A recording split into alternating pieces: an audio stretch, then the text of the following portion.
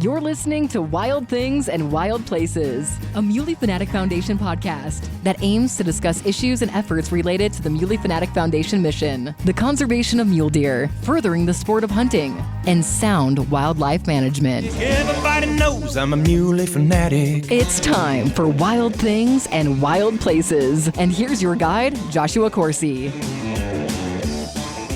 All right, it is 7 o'clock, 7 a.m., 0700 hours. And I'm just sharing this with you because this is a new experience for me. I have never hunted out of the state of Wyoming, and I have a dear friend that lives in Virginia, and we have been talking for years about making this memory in the field. And so we had made these arrangements and planned this trip in April for a whitetail hunt in a place called Rock Springs, Texas, or near Rock Springs, Texas, with Perennial Outfitters. So a couple of firsts for me. First, hunting out of state, and then also booking a hunt with an outfitter or an operation that specializes in being able to create this great opportunity in the field under their experience and professionalism as a guide and outfitter.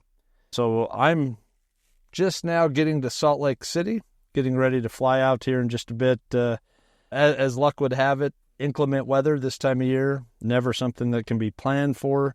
Originally, when we had talked about booking this and making this happen and got the dates from the outfitter, Colton Moore, it was ironic for me that our hunt would be November 20th through the 23rd, knowing we would arrive on the 19th. At first, I thought about driving, and I thought I could incorporate a stop in Lake City, Colorado. My plan would have been that I would have arrived in Lake City yesterday. Actually, I would have liked to have gotten there on the evening of the 17th. And then on the morning of the 18th of November, marked 30 years since my father was killed in the line of duty as a sheriff of Hinsdale County. And I thought it would be pretty spectacular and quite the moment for me to be able to make some arrangements to raise the flag at the Roger D. Coursey Memorial Sheriff's Building. And so I had held on to that as something I really wanted to make happen. And then sometime in August, when I really started to look at the details of what that drive would entail, the distance and the time, to get to my destination in Texas, I think Google had it marked at about a 21-hour trek. And not knowing that the weather could potentially pose some delays, 2 days on the front end driving, and a lot of driving at that, trying to catch some Z's in my truck. Better judgment prevailed. I didn't have that type of time that I would be able to commit to that the 2 days prior, and then the hunt, and then 2 days trying to get back home. And so I got online and looked for some flights to fly direct from Salt Lake City to San Antonio. Found a round-trip ticket with Delta for $367, which certainly was cheaper than what I would have had to have spent in fuel for making a 21-hour trek there and back. So I forgone the idea of that tribute to my father, and just to know that this is probably the smart thing to do. And I am at the airport. I left my house a little bit before 4 a.m., normally about a 2-hour, 45-minute trip,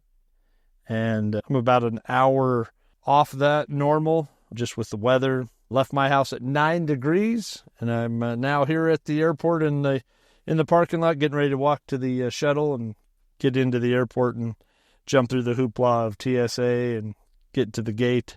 But this is the first leg of this great adventure for me. If some of you out there have never hunted out of state, I am hopeful that this podcast and my sharing of this experience will be something to maybe encourage you to look at doing the same, or by all means, I have yet to get there, so I can't tell you, but the excitement and the elated feeling of anticipation and joy of being able to go and hunt, my favorite activity of any activity. I'm excited to meet new people, see a new landscape, share it with a dear friend of mine. And yeah, so let the journey begin. The adventure is now. And here we are at the Buck Hut. That's what we're going to call this, the Buck Hut. I don't know that we could have called that when we got here, but we can. As you had a preface to this from the airport in Salt Lake City, flying to Texas on my first out of Wyoming guided hunt with Perennial Outfitting, and joining me this morning, I've got Jake Helm Perennial Outfitting. Glad to be here. Yep, glad to have you here. And I got the man, the myth, the legend himself. I've got Jordan Scambray, Perennial Outfitting here as well. Welcome. Yes, sir. I appreciate it. Glad to be here. And I've got also my buddy Dave Kavanagh, straight out of Winchester, Virginia. And we can officially call this the Buck Hut now. I'm all in on that, and it's a pleasure to be here with you, gentlemen.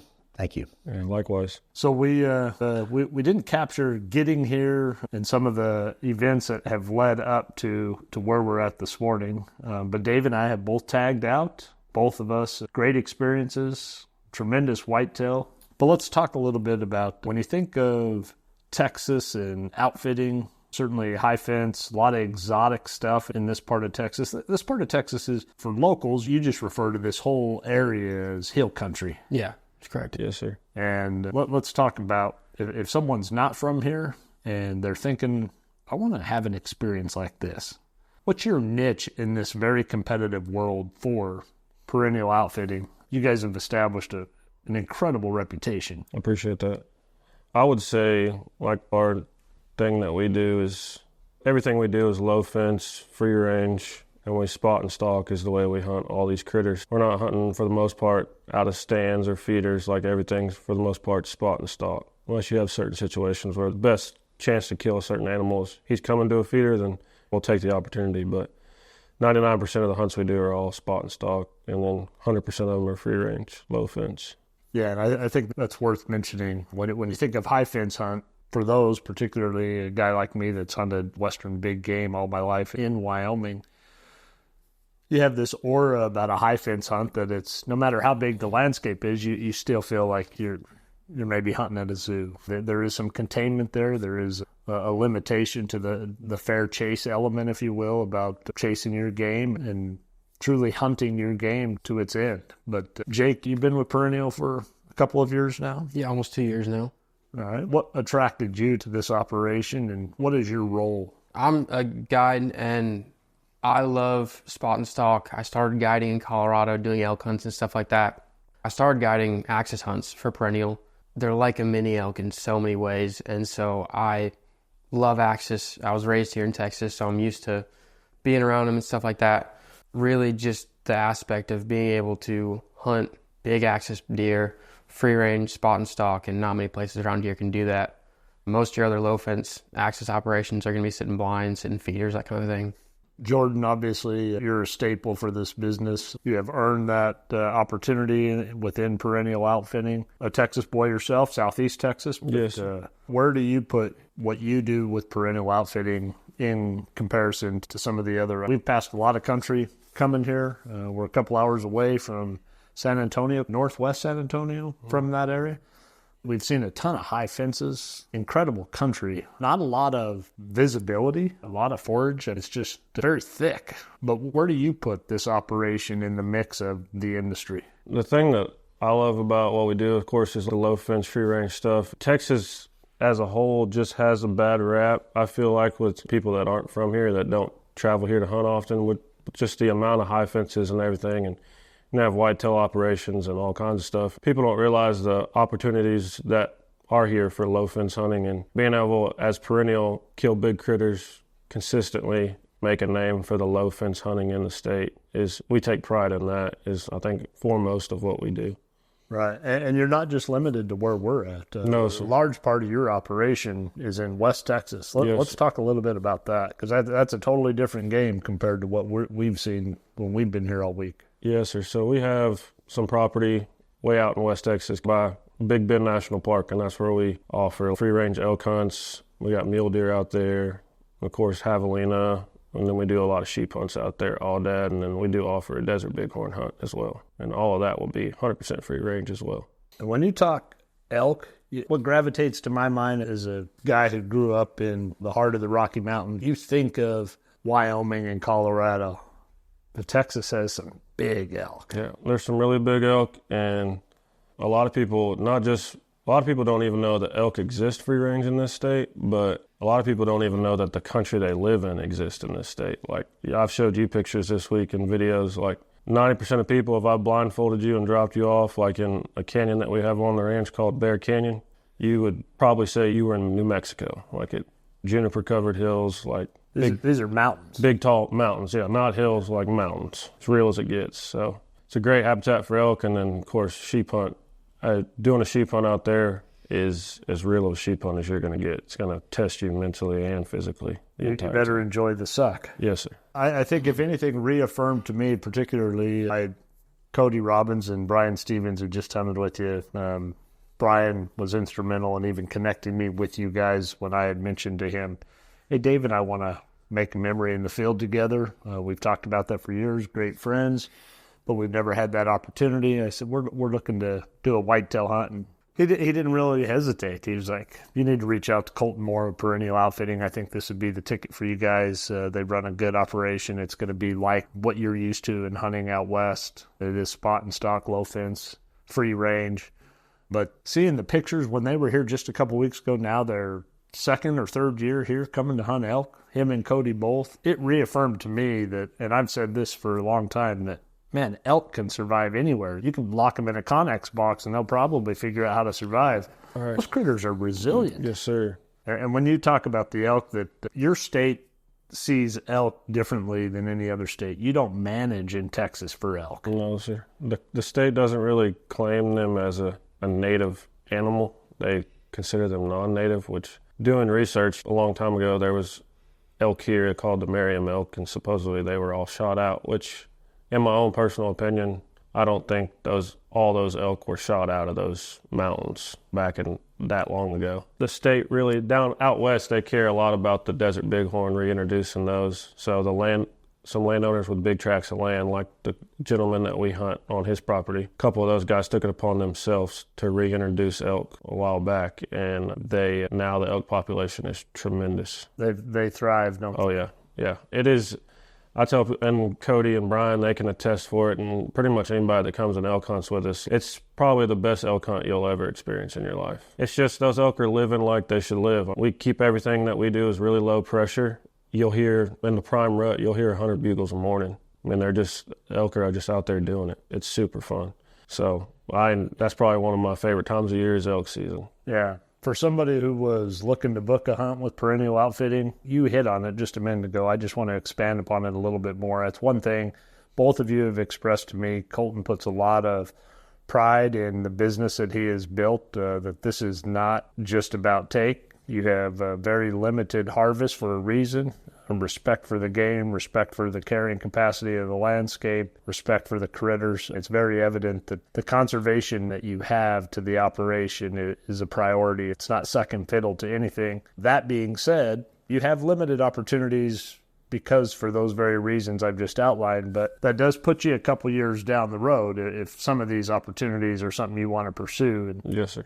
And that's a good thing. Mm-hmm. Yeah, that's another thing we really take pride in. It's just like, for us, and Colton's done a fantastic job of it, we're not more about the inflow of people and getting hunters in and killing something and then getting them out. To us, we care more about the animals themselves and killing a mature animal, whether it's whitetail, elk, aoudad. So killing one that's of age, we might pass a 350 bull because we think he's too young, but to be happy as heck to go shoot him.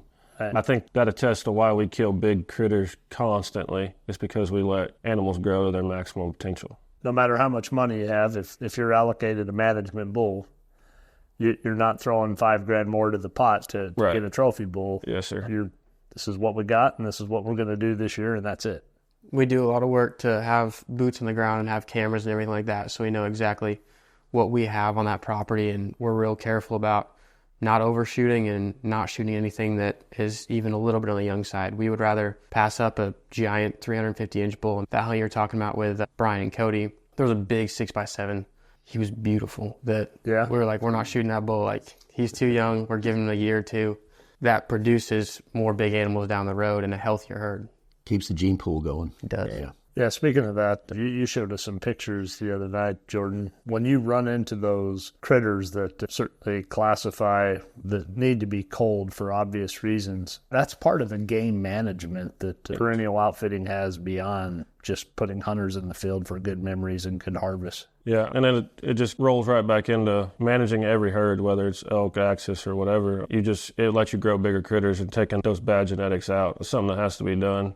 And we take it pretty serious as an outfitter, just because We just want to consistently kill big stuff for our clients. I would think in this situation, in this circumstance particularly, it's probably a good thing that Texas doesn't have a management prescription for elk, because you're able, as not only this outfit, but with the relationship you have with the landowner that has this great occupancy of elk, you're able to be active in doing that yourself. Right. Based off your own experience, citizen science certainly plays a role in that. You're there every day, you see it, feel it, you know it. I agree with it. And then on the other end, in my opinion, I wish the state would regulate the elk a little more. Maybe put a season on them. Because as an outfitter, we just hunt elk during the rut. So like September, October. And it just helps you out with somebody in that country that might own like 10 acres, has elk on their property. And he can't just go out there with a spotlight at night and shoot them, or shoot them in the summertime when they might not have any antlers on their head. So he might shoot a big bull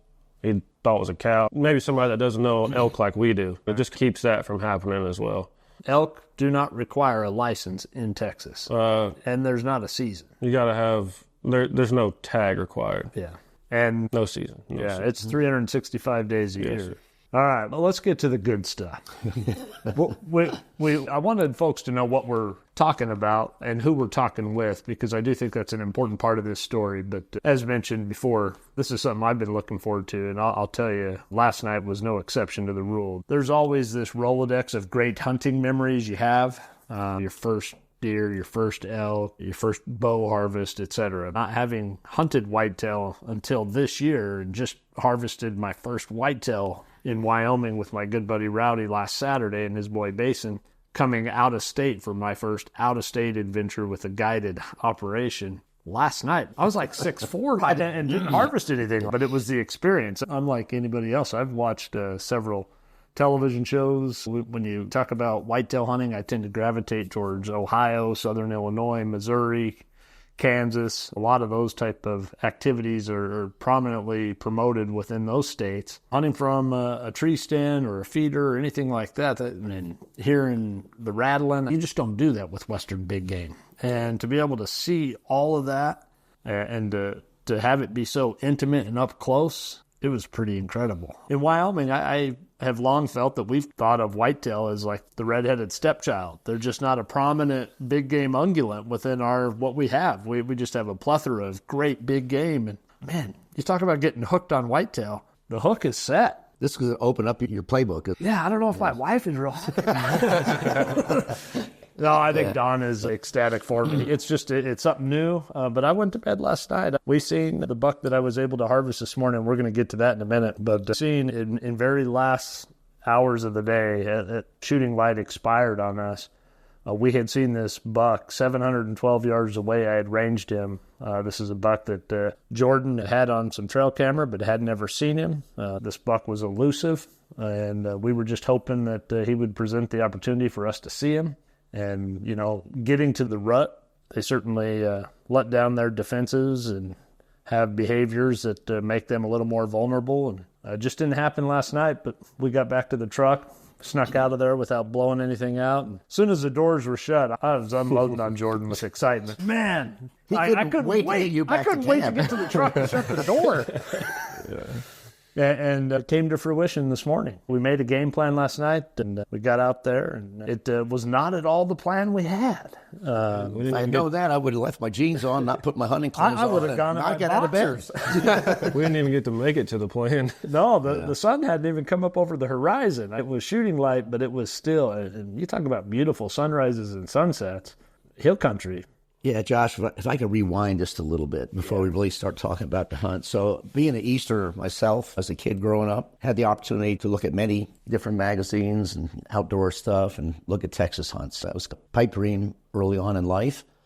And I know this podcast is going to reach out to people all across our country, certainly the East Coast as well. I've been fortunate enough to spend the better part, if not most of my life from 16 until now, chasing whitetails. And I'll tell the group at this table, this is totally different experience. So back home in Virginia, we're in tree stands, we're in blinds, we're waiting for them to come to us.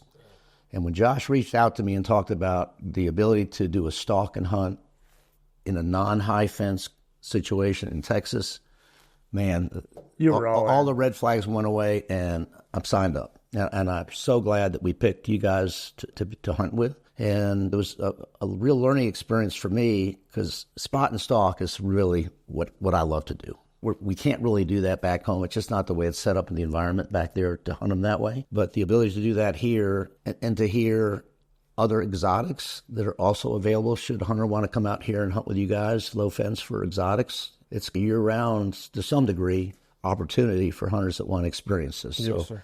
Jordan, you said it a few minutes ago. I've had also been on numerous hunts, and a lot of those hunts with outfitters felt like it was all about the volume. Right. Okay. And that's not a good place for a hunter to feel like he's got to be on a treadmill and with a stopwatch and trying to harvest just so the next guys can come in and out. That was not at all the experience that we felt with you guys this week, and we're grateful for that. So thank you for that. Appreciate y'all as well. Not ever having an outfitted or booked hunt, I didn't have it. There's nothing for me to make that comparison to. But knowing that you had and we had talked and you were all in on this, I think you had indicated you always wanted to hunt Texas. Oh, absolutely. Look at those pictures. You guys have done a fabulous job, and then my hunt was short. So yeah, let's back up and talk about that. Yes. Yeah, so this is incredible. We rolled off the plane, came up, spent a night, and then came into camp the next day. We were going to hunt the first day as a half day with you guys, which was great.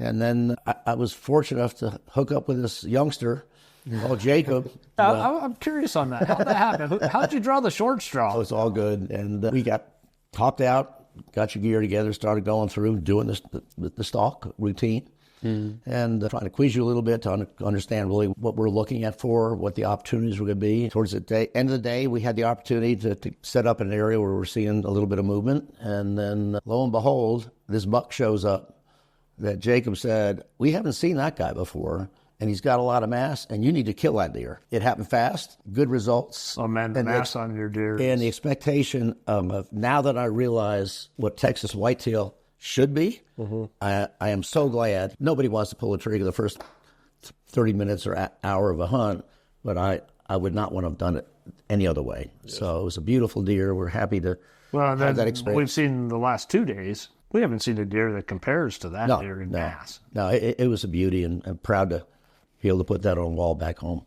Yes, sir. Congratulations. Yeah. Glad we were able to help you with that. Yeah, it worked out very well. It did. Yep. That's a beautiful deer. Yeah. No, pretty happy to have it. Yeah. It was a fun hunt.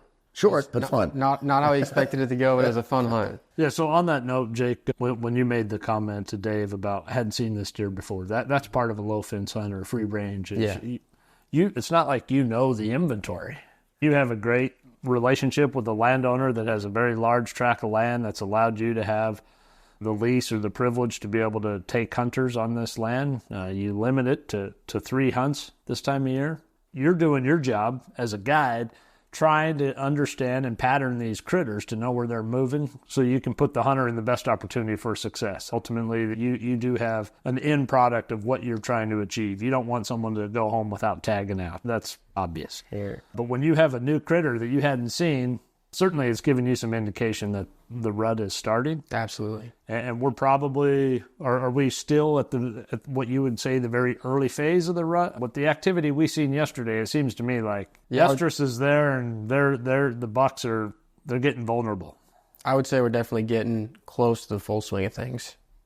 Not quite, still like early, but close to full swing of things. Okay. The buck that Dave shot was, I would say, full in rut. He was running. Rank. He was running real good. Yeah. When you got in the truck, we were like... Yeah. He was chasing a doe pretty hard. He was at one spot 800 yards away from where we were originally going to go. When I saw him, we fully looped around and cut back, and it's thick in there. We had a draw that we were hunting, and I was like, I don't want to move around too much. It was super quiet, super calm, and so whitetail are hard to sneak up on. So we set up there. We were there for, 15 minutes, something like that? If that. And it happened fast. A doe came running, and then he came running, and he was chasing her pretty hard, and he was definitely in full swing, that's for sure. I do want to ask both of you individually, and of course, if I ask one of you, then the other one is going to have a moment while that one's answering to be able to formulate a response maybe, but I do want to ask this spontaneous because of what you do, certainly the sponsorships, and you guys have, you talk about upper echelon of sponsors from the industry that are supporting what Perennial Outfitting is doing. you've maxed that out. You got the best of the best, there's no doubt. But I'm curious, and I'll start with you, Jordan. What is the most essential and go-to piece of gear that is just absolutely a must for you in this line of work? I would have to say just optics. We live in them, especially like sheep season and elk season. Whitetail, like in the hill country, you don't have the distance to glass as far as you do out west. That's the one thing I could tell you I pick up the most every day that I'm hunting, and I rely on my optics every day. Yeah, your spotting scope, truck's full of them. Spotting scope, binoculars, like that will always be with me every single day. So I would have to say optics. But without duplicating Jordan's answer, Jake, what's your go-to gear? Yeah, it's tough because I think that is the best answer. Sure. It's hard to find them, especially at long distance, without them and know exactly what you're looking at and figure out age class and everything without good optics. I would say, for me, just on some of the hunts we do, good clothing, good layering systems to where you're not, because we could be sitting glassing and then we're walking a lot and then back and forth, and you'd be having to strip clothes on and off all the time and still overheating. And so good clothes, good layering systems, I think is huge. Yeah. And your weather changes Constantly. dramatically. Yeah, you do have quite the variation in weather. Swings. Mm-hmm. I was going to say, he probably has his Hey Dudes on now. Did you see Jordan's Does boots? he have his slippers on? Guess how old those boots are that Jordan has on. I heard that last night or this morning. Man. They would have been in the trash can if they were mine. Bowling shoes. Man, but when you get out west on some of the operations you have out there, you're talking about terrain that'll eat your lunch. A lot of shell rock that's super steep. Every step's, everything's coming out from under you. But it's just like right now we're doing sheep, and I really don't want to break in a pair of boots during sheep season in that country. It's just, not really what I want to do. Speaking of, what touches the ground, I got to tell you, man, riding around with you in your truck the last few days, I've never owned a Chevy Colorado. I wasn't familiar with the Chevy Colorado ZR2. You just put brand new BFG KO3s that have only been out a few months on that thing. You talk about an impressive automobile. I think it's a standard OE for these two guys here. They're both running KO3s on their trucks. So there must be something to them, right? That's an indicator of where you're going, what you're doing, and how important it is that whatever is touching the ground needs to get you back out of there. Yeah, especially like in the past year with Perennial. We used to have Can-Am that we'd pull around with a lot, and now everybody that works with us, we just wanted to eliminate something else we had to drag everywhere. So now everybody has a truck that we don't need a side-by-side. We just take our trucks with us wherever we go, and it just eliminates having to pull a side-by-side to all the ranches that we have to go to. So we take our trucks to stuff that we probably shouldn't, but... Yeah, I saw that yesterday. Oh, this isn't half of it. How about in that country is Yeah. Oh, I can imagine. scarier. All right, so I don't want to give the recap on my own hunt because I'm biased and... I think we call out on two people for this. I think we start with the guide first. Yeah. Because he's the guy that put you there, experienced it, had the whole... You're going to run into Colton or somebody else. You're going to tell this story. Let's hear your version of the story. Just of this morning? Yeah. It's pretty short. Give it in a nutshell. This buck we had on camera for a while now, so we knew of the deer. And like I told both of y'all, reverting back off topic for a second, when you're talking about your deer, it's like we told you, we're not going to tell you to shoot a deer unless we personally would shoot that deer. And that's how we run all these hunts. Is if we tell you to shoot something, it's because even we would shoot it. Right. And that falls under trust your guide. Right. Yes, sir. Right. But this particular whitetail, he's a big 9-point mature, and he'd been on camera for a while now.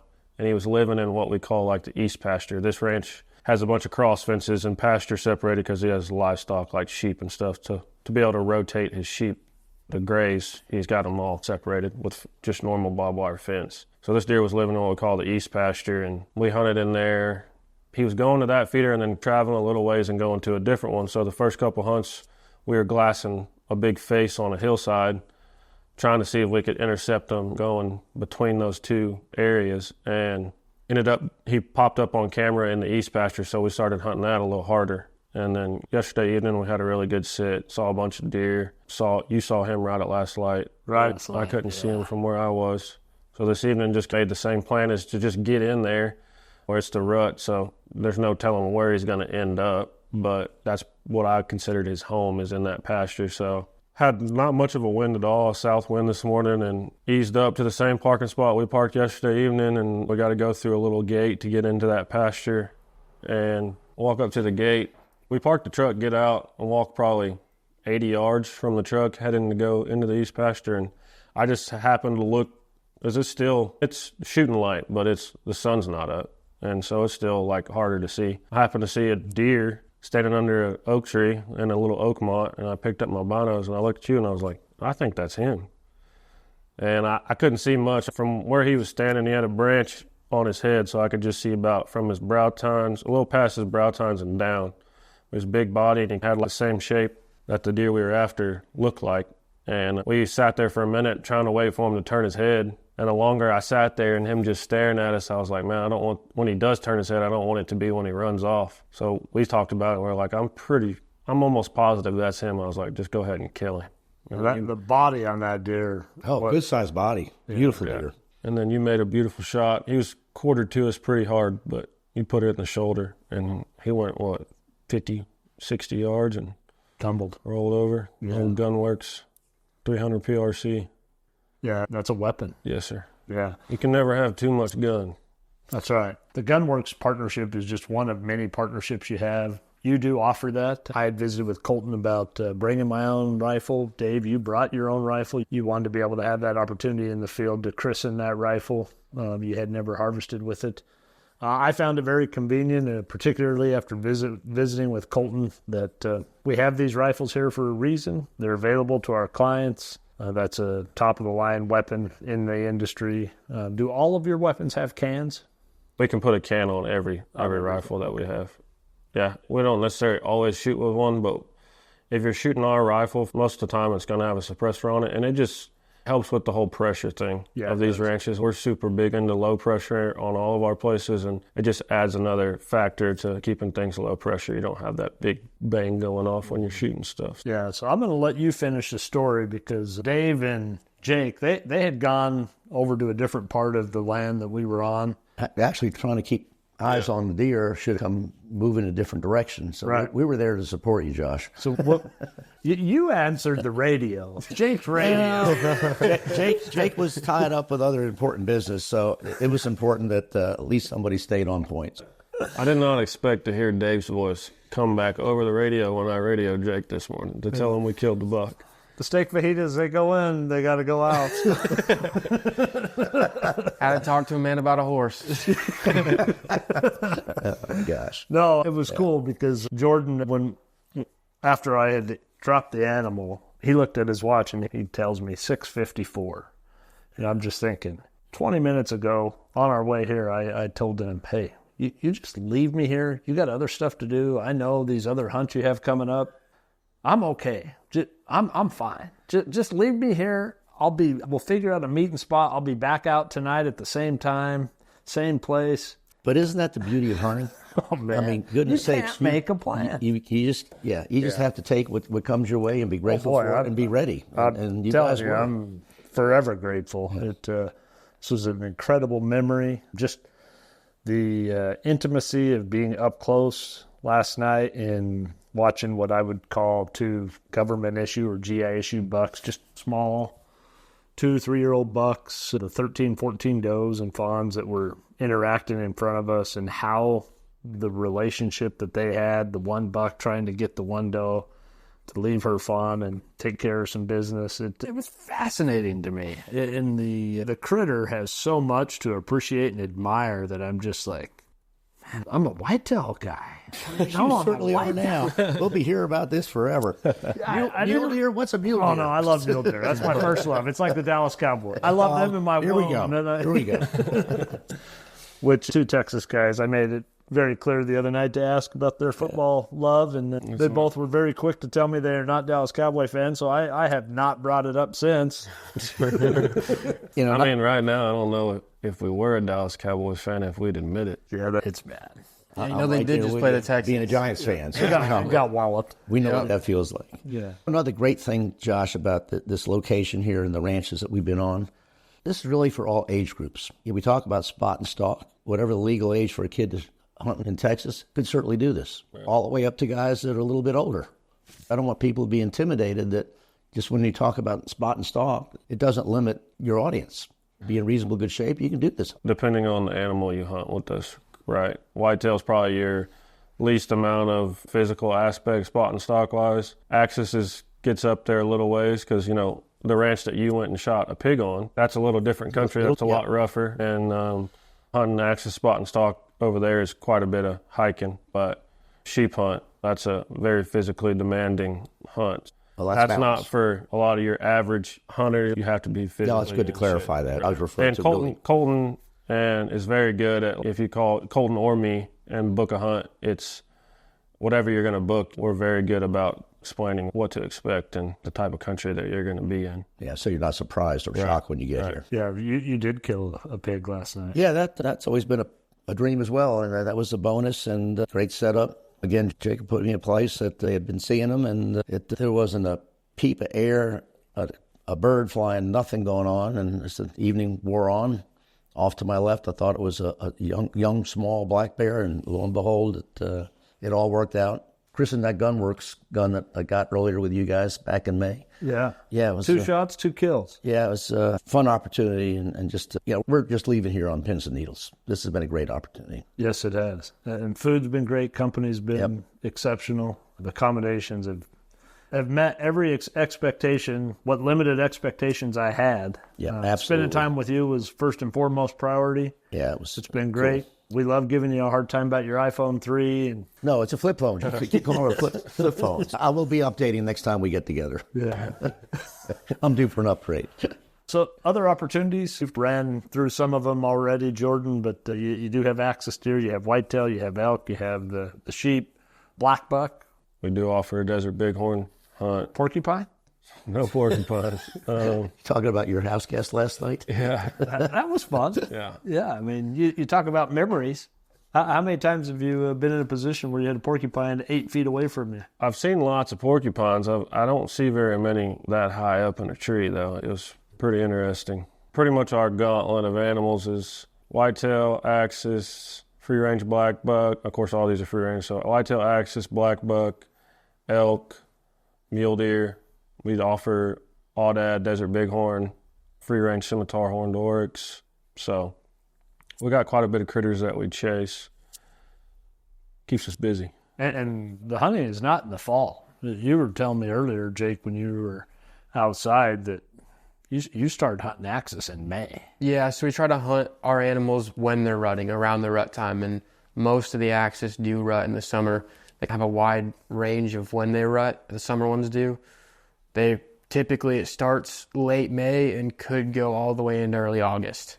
So that's a pretty long rut. And then totally opposite from what hunters think about. Exactly. Yeah, but I think for the guy who lives for hunting, wants to extend those opportunities and have those memories in the field, there's a connection. It's a great opportunity, and it's, like I said, they're like mini elk. And so a lot of people like to do it before an elk hunt, just to make sure they're in the right mindset, that everything is tuned up and ready to go. So if you go on a spot and stock hunt, make sure you're in shape, you make sure you're ready to shoot, all that stuff. And break in your new boots. Right. Yeah, it's the summer.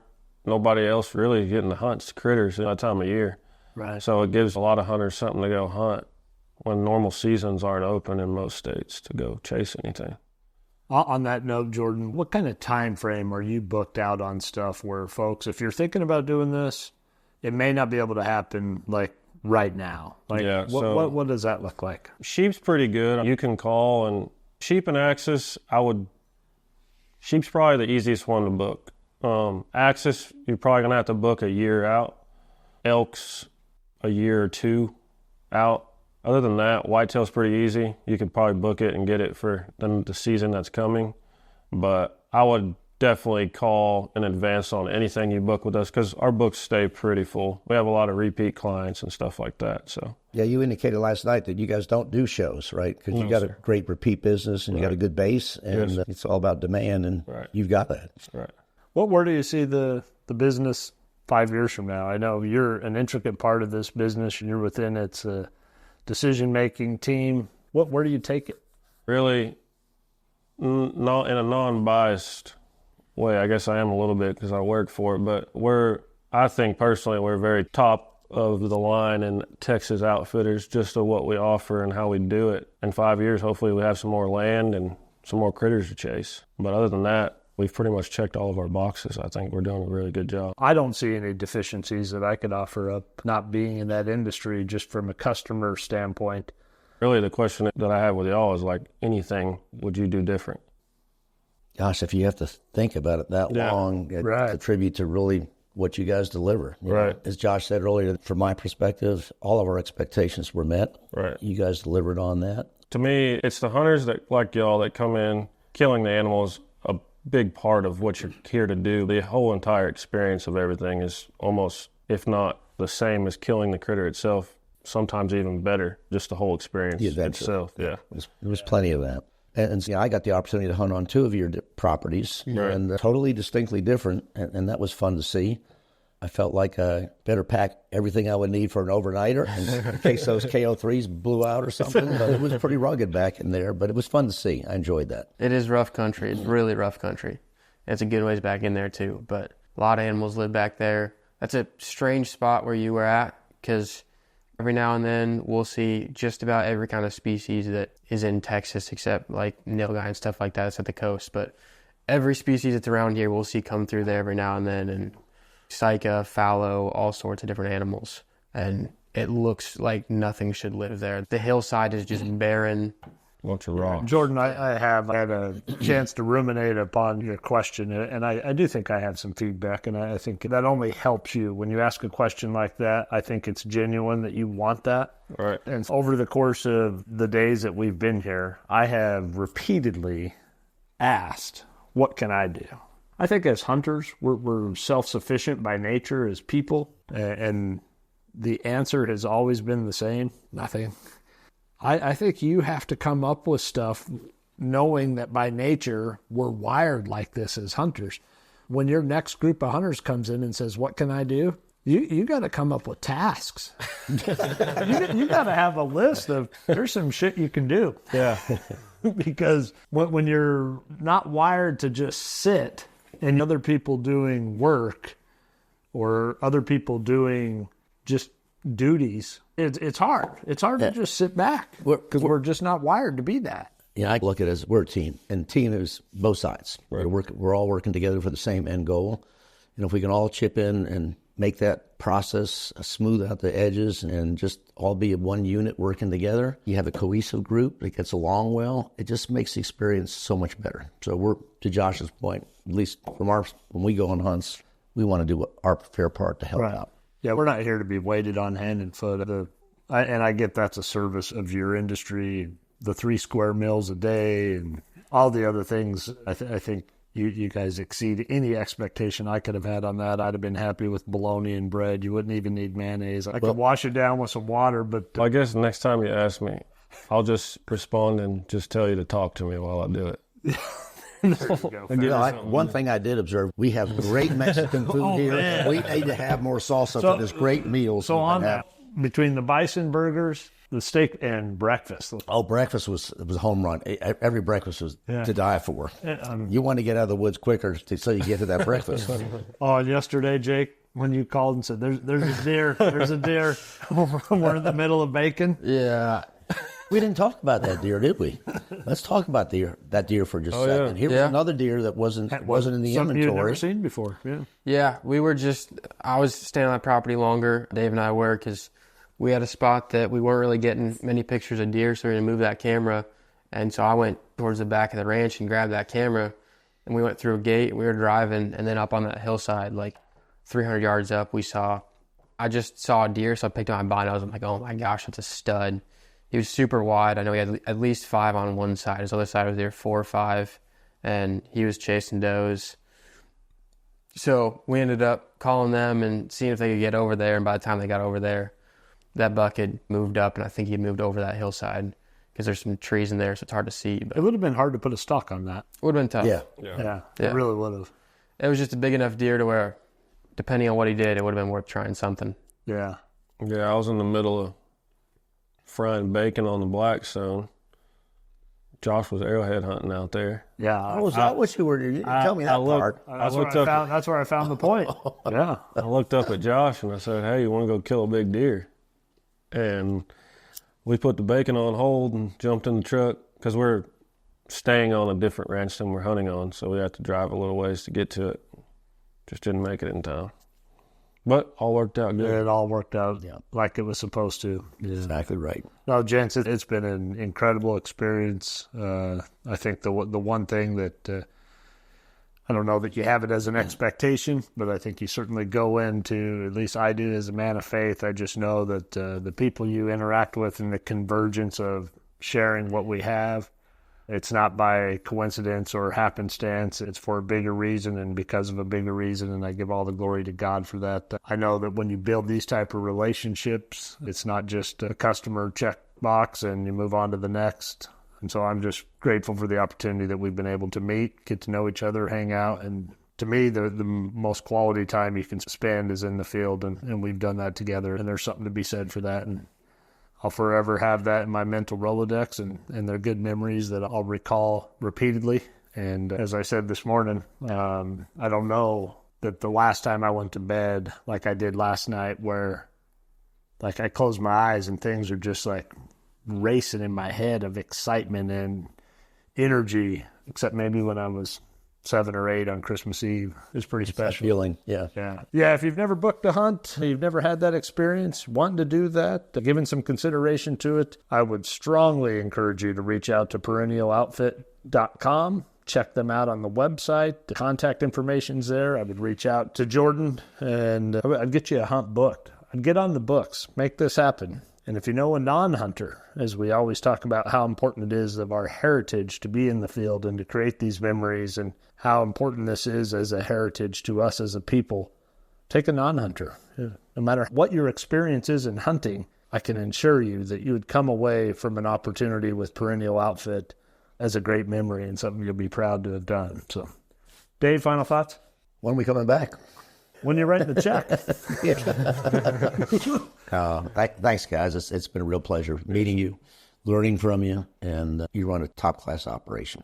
Likewise, it's been great having you on camp, and glad we were able to get 2 mature, awesome lip deer on the ground. Jake, any final thoughts? I don't think so. Jordan, final thoughts? Just great week with you guys. Our couple of days, I didn't take that long. Yeah. And I look forward to having y'all back in camp and show you something else. Appreciate the new friendship, and hope all is well. Thanks for coming. And safe travels. You're heading west. Yes, sir. Yeah. What do you got in front of you? Sheep. Yeah, all that. So we'll be in the big country tasting some sheep till Thanksgiving. So With those same boots? Yep. Same boots. Be sliding around yes, like our old roller skates. You were going through the schedule yesterday and what you have coming up. You've got hunts scheduled all the way into January. This is a full-time job. It's all year long. You guys are doing good. So, yeah, best of luck to you, and God bless you both. Appreciate that. Another episode, Wild Things in Wild Places. Happy trails. And that wraps up another episode of Wild Things and Wild Places. But remember, the journey doesn't end here. Make sure you never miss out by subscribing. Whether you're listening to us on your favorite podcast platform, streaming us on our website, or following us on social media, subscribing is the best way to stay connected. Thank you for joining us, and stay tuned for more wild episodes. Everybody knows I'm a muley fanatic.